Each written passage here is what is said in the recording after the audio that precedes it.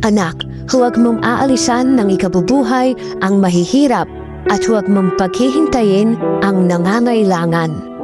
Huwag mong dudustain ang nagugutom at huwag mong gagalitin ang taong nasa mahigpit na pangangailangan.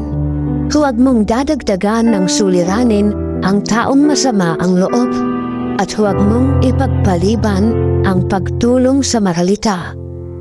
Huwag mong tatanggihan ang hiling ng nasa kasawian. Huwag mong tatalikuran ang taong dukha. Huwag mong iiwasan ang nangangailangan.